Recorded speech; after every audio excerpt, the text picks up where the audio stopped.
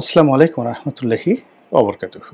সম্মানিত দর্শক, একদিকে 2026 সালের ফেব্রুয়ারি মাসের নির্বাচনের জন্য তোড়জোড়। রাজনৈতিক দলের একাংশ যারা বিএনপির অনুগত, বিএনপির প্রতি যাদের এক ধরনের আনুগত্য রয়েছে, তারা এই নির্বাচনে অংশগ্রহণ করার জন্য ইতিমধ্যে বাংলার আনাচে কানাচে ছড়িয়ে পড়েছেন। তাদের উৎসাহ এবং উদ্দীপনার কোনো শেষ নেই। বহু বছর পরে ক্ষমতার স্বাদ তারা পাবেন এবং 2006 সনের পর থেকে আজ অবধি তারা যে জুলুম এবং নির্যাতনের শিকার হয়েছেন, সেই জুলুম এবং নির্যাতনের সমাপ্তি হয়ে একটি সুন্দর সকাল তাদের জীবনে আসবে এবং তারা রাজসিংহাসনে বসবেন এবং দেশ পরিচালনা করবেন। এই স্বপ্নে বিভোর হয়ে যখন তারা দিনের পর দিন প্রচারণা চালাচ্ছেন, কে এমপি হবেন, কে মন্ত্রী হবেন, কে নমিনেশন পাবেন, এগুলো নিয়ে যখন আলাপ আলোচনা চলছে, ঠিক উল্টো দিকে যারা বিএনপির প্রতিপক্ষ, তারা এই নির্বাচন বানচাল করার জন্য, নির্বাচনকে প্রলম্বিত করার জন্য নানা রকম চেষ্টা এবং তদবির চালিয়ে যাচ্ছেন রাজনৈতিক অঙ্গনে। এর বাইরে আমাদের এই রাষ্ট্রটিকে নিয়েও দেশি এবং বিদেশি নানা রকম চক্রান্ত চলছে। আপনারা সবাই জানেন যে সারা পৃথিবীর যত বিখ্যাত এবং প্রভাবশালী পত্রপত্রিকা রয়েছে, তারা আমাদের এই অঞ্চলে, এই রিজিয়নে একটি ভয়াবহ যুদ্ধ, সেই যুদ্ধের আলামত হিসাবে নানা রকম অনুমান, নানা রকম তথ্যপাত্য এবং নানা রকম ভবিষ্যৎবাণী করে যাচ্ছেন। আজ থেকে নয়, আরও 10-12 বছর আগের থেকে। আপনারা সবাই জানেন যে এই কিছুদিন আগে ভারত এবং পাকিস্তানের মধ্যে যুদ্ধ হলো। তারপরে কম্বোডিয়ার সঙ্গে থাইল্যান্ডের যুদ্ধ হলো, ইরান এবং ইসরায়েল যুদ্ধ হলো। এইগুলো রেশ কাটতে না কাটতেই এখন অর্থনৈতিক যুদ্ধে ভারত, তারপর আমেরিকা, বাংলাদেশ, চীন রীতিমতো বিপর্যস্ত। ঠিক সেই সময়টাতে পাকিস্তানের সেনাপ্রধান আসিফ মুনির, জেনারেল আসিফ মুনির, তিনি একটি হুমকি দিয়েছেন যে খুব দ্রুত তিনি ভারত আক্রমণ করবেন এবং একটি অসমর্থিত, আমি ঠিক অসমর্থিত মানে আমি শুনেছি, কিন্তু এক্স্যাক্টলি তথ্য এবং প্রমাণ আমার হাতে নেই। সেটি হলো আসিফ মুনির নাকি বলেছেন যে এবারের যুদ্ধটি হবে ভারতের পূর্বাঞ্চলীয় একটি এলাকা থেকে। আপনারা জানেন যে পাকিস্তানের যুদ্ধ করার জন্য দুটো ফ্রন্ট রয়েছে, western front and eastern front. Eastern front বলতে আমাদের এই বাংলাদেশকে বোঝায়। আবার ভারতেরও সেনাবাহিনীর দুটো অংশ রয়েছে, মানে তাদের ইস্টার্ন কমান্ড এবং ওয়েস্টার্ন কমান্ড।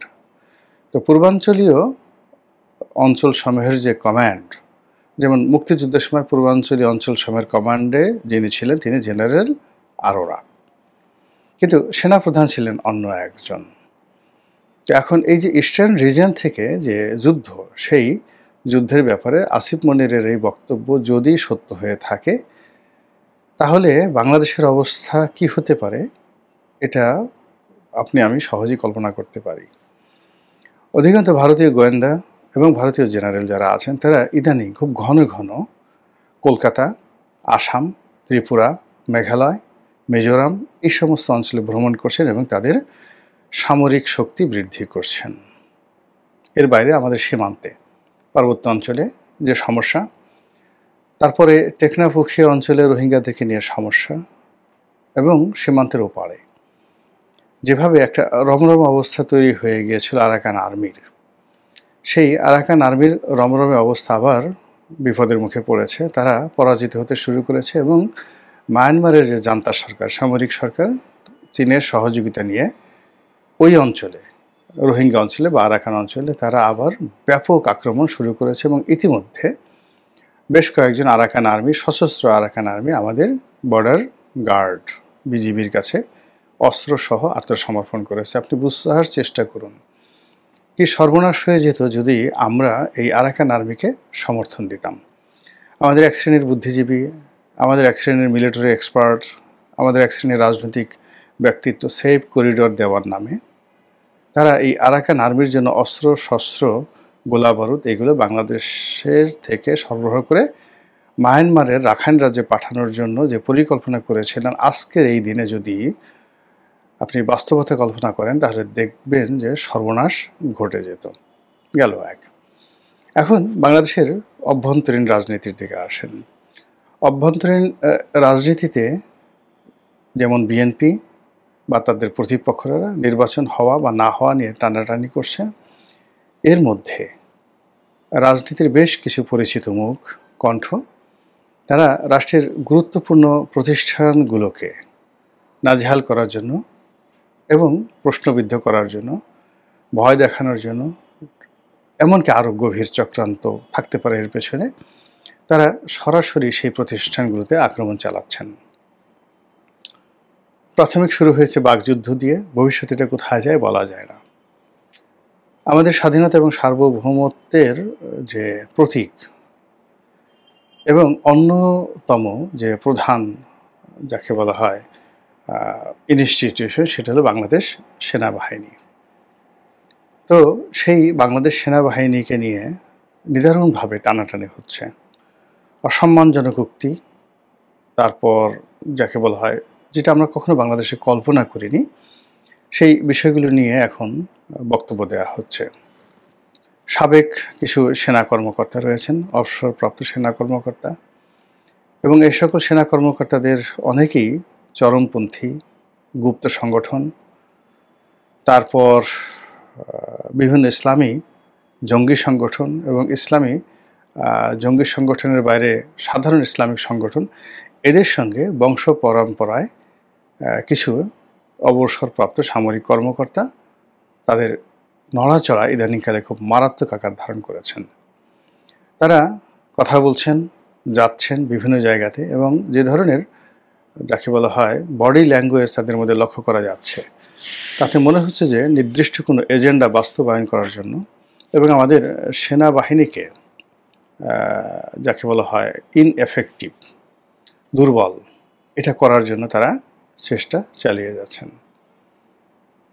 সেনাপ্রধান জেনারেল ওয়াকারুজ্জামানকে নিয়ে নানা রকম কথাবার্তা হচ্ছে, স্পেশালি তাকে টার্গেট করে এবং আরও 2-3 জন ঊর্ধ্বতন সেনা কর্মকর্তাকে টার্গেট করে সামাজিক মাধ্যমে অনবরত খিস্তি খাওয়ার, গালিগালাজ এবং তাদের নামে নানা রকম ভিডিও ফুটেজ তৈরি করে এআইয়ের মাধ্যমে এবং তাদের নামে নানা রকম ফেসবুক পেজ তৈরি করে একের পর এক এমন বিভ্রান্তিকর তথ্য ছাড়ানো হচ্ছে যা কিনা ক্যান্টনমেন্টের মতো অত্যন্ত স্পর্শকাতর জায়গায় যথেষ্ট অস্থিরতা তৈরি হতে পারে বা তৈরি করার প্ল্যান থাকতে পারে, অথবা আলটিমেটলি অস্থিরতা তৈরি হয়ে গেছে বলে আমার কাছে মনে হচ্ছে। এটি খুবই একটা খারাপ লক্ষণ। এরকম অবস্থাতে নির্বাচন তো দূরের কথা, দেশের স্থিতিশীলতা, স্বাধীনতা, সার্বভৌমত্ব রক্ষা করাটাই কঠিন একটি বিষয়। অন্যদিকে ডিজিএফআই নিয়ে এনসিপির নেতাদের বক্তব্য এই মুহূর্তে সারা বাংলাদেশে তোলপাড় সৃষ্টি করেছে। ক্যান্টনমেন্টের মধ্যে এটি নিয়ে কী হচ্ছে আমি জানি না, তবে ডিজিএফআই যে প্রতিষ্ঠানটি, এটির বিরুদ্ধে অনেক অভিযোগ, মানে অভিযোগের পাহাড়। আমার কাছে মনে হচ্ছে যে বাংলাদেশে কোনো রাষ্ট্রীয় সংস্থা এতটা অভিযুক্ত নয়, এতটা দুর্নাম বদনামের অধিকারী নয়, এবং এর পেছনে আমরা যে টাকা পয়সা খরচ করি, এই টাকা পয়সার 2 পয়সার মূল্য নেই। মানে ডিজিএফআইয়ের পেছনে কবে থেকে এটা বাংলাদেশে ইফেক্টিভ হয়েছে, সম্ভবত এটা এরশাদের জমানা থেকে খুব বেশি শক্তিশালী হয়েছে এবং এখন পর্যন্ত এটার শক্তিমত্তা চলছে। তো ডিজিএফআইয়ের যারা কর্মকর্তা, অনেকে ডিজি হয়েছেন, অনেককে দেখেছি, অনেক বড় কর্তা ছিলেন, তাদের সঙ্গে কথাবার্তা হয়েছে।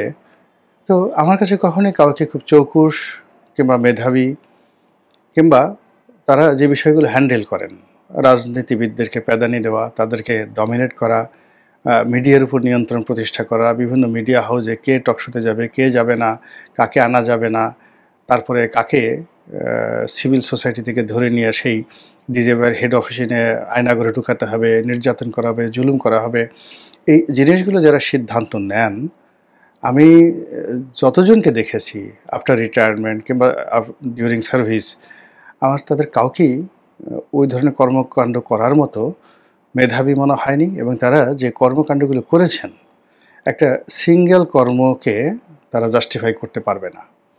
ফলে তাদের কবলে পড়ে সরকারগুলো অতীতে যেভাবে ধ্বংসপ্রাপ্ত হয়েছে এবং বর্তমান সরকারও মানে ধ্বংসপ্রাপ্ত হচ্ছে। তারা বিভিন্ন মিডিয়া হাউজে এখন এই বর্তমান জামানাতে বিভিন্ন মিডিয়া হাউজে তারা তালিকা দিয়ে দিচ্ছে অমুক অমুকের টকশোতে ডাকবে। তো এরকম কিছু তালিকা আমি দেখলাম যে একেবারে অখ্যাত, তারপরে বিরক্তিকর, এবং এরা মানে যাদের নাম ডিজিএফআই তালিকাতে দিয়েছে এদের কথা শুনলে বা তারা যাদের পক্ষে কথা বলবে তাদের সর্বনাশ ঘটবে, বিপক্ষে যাদের কথা বলবে তাদের আরও মান সম্মান বাড়বে, এবং এদের কথা কেউ শুনবে না। মানে এমন লোকদেরকে তারা তালিকা দিচ্ছে, এবং এই জিনিসটা আমি অনেক আগের থেকেই দেখতাম।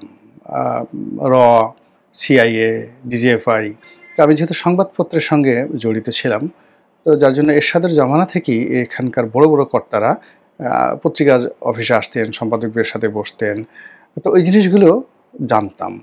তো এটার আমি কোনো ইফেক্টিভনেস দেখছি না। এই প্রতিষ্ঠানটি কি করে, কেন যারাই ক্ষমতা আসে এদের তাবেদার হয়ে যায় এবং এদের মানে খপ্পরে পড়ে যায়, আমি এটা বুঝি না। তো সেই দিক থেকে নাসিরুদ্দিন পাটোয়ারি যেটা ডিজিএফআইকে হুমকি দিয়েছে, এবং সেখানে যদি আবার আয়নাঘর সৃষ্টি করা হয় তাহলে ডিজিএফআই ভবন ভেঙে দেওয়া হবে, এটা নিয়ে তোলপাড় হচ্ছে। তবে আমি মনে করি এই প্রতিষ্ঠানটির যাকে বলা হয় সংস্কার দরকার, খুব বেশি সংস্কার দরকার এবং ইমিডিয়েট সংস্কার দরকার। আদারওয়াইজ এই সরকারের যে অন্তিম মুহূর্ত এখন যেখানে আছে তারা এই প্রতিষ্ঠানটি দ্বারা আরও বেশি ক্ষতিগ্রস্ত হবে। আর এই প্রতিষ্ঠানটির সঙ্গে সেনাবাহিনী, সেনা সদরের ওইরকম কোনো সম্পর্ক নাই। এই কারণ হলো সেনাবাহিনী থেকে মানে যাকে বলা হয় প্রেষণে এখানে অনেকে নিয়োগ করা হয়, যেভাবে র্যাবে নিয়োগ করা হয়, যেভাবে আমাদের সিভিল সোসাইটিতে এসে ঢাকা সিটি কর্পোরেশন, তারপর বিভিন্ন হাসপাতালের পরিচালক পদে নিয়োগ দেওয়া হয়, ওরকমভাবে ডিজিএফআইতে নিয়োগ দেওয়া হয়। ডিজিএফআইয়ের দুটো শাখা আছে, একটা সামরিক শাখা রয়েছে আর একটা বেসামরিক শাখা। এদের অনেক কর্মকর্তা রয়েছেন যারা সিভিল মানে এনএসআই এর যে কর্মকর্তা যেভাবে রিক্রুট হয় ওভাবে তাদেরকে প্রধানমন্ত্রীর কার্যালয়ের কর্মকর্তার রূপে রিক্রুট করা হয় এবং পরবর্তীতে এদের সাথে অ্যাটাচমেন্ট দেওয়া হয়। আমি এই যে বেসামরিকের সর্বোচ্চ পর্যায়ে যারা হয়েছেন তাদেরকে অনেককেই চিনি, অনেকেই চিনতাম, এখন না, ঠিক অনেক আগের থেকে চিনতাম।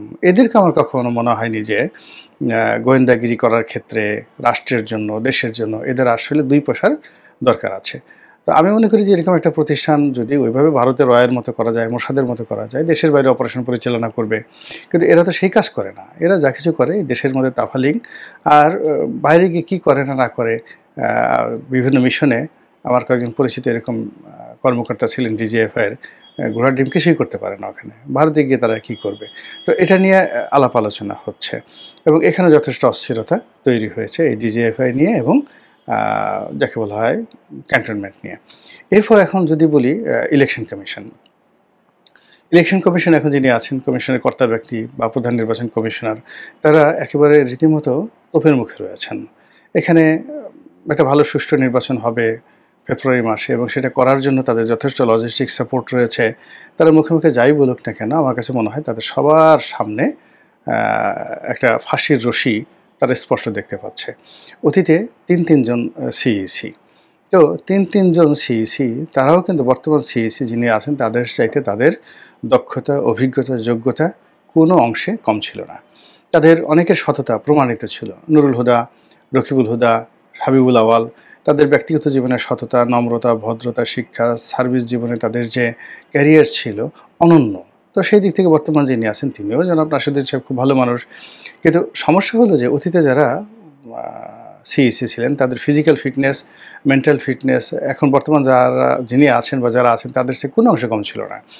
দ্বিতীয়ত ওই সময়টাতে কিছুটা হলে একটা পলিটিক্যাল এনভায়রনমেন্টটা ছিল, এখন একেবারে পলিটিক্যাল এনভায়রনমেন্ট নেই। থার্ডলি হলো ওই সময়টাতে law and order situation, administration, chain of command যা কিছু ছিল তার সত্ত্বেও কেবলমাত্র কর্তৃত্ববাদী শাসনের কারণে তারা দায়িত্ব পালন করতে পারেননি বা করেননি, দুটোর একটা। আর এখন কোনো কিছুতেই নাই, 6 ধারে 9 ধারে নাই, নুন আনতে পান্তে ফেরায়, এদিকে টান দিলে ওদিকে ছিঁড়ে যায়। তো এরকম একটা হযবরল অবস্থার মধ্যে বর্তমান প্রধান নির্বাচন কমিশনার এবং তার সহকর্মী যারা আছেন তারা একটা সুন্দর নির্বাচন করবেন, এটা আশা করাটাই কেমন যেন একটা নির্বুদ্ধিতার শামিল। আমার কাছে মনে হচ্ছে এই ধরনের আশাই করা ঠিক না। তো সব মিলিয়ে এখন যা কিছু হচ্ছে দেশে, দেশের বাইরে মিলিয়ে দেশটাকে, নির্বাচনকে, গণতান্ত্রিক বিধি ব্যবস্থাকে রীতিমতো চ্যালেঞ্জের মুখে ফেলে দিয়েছে।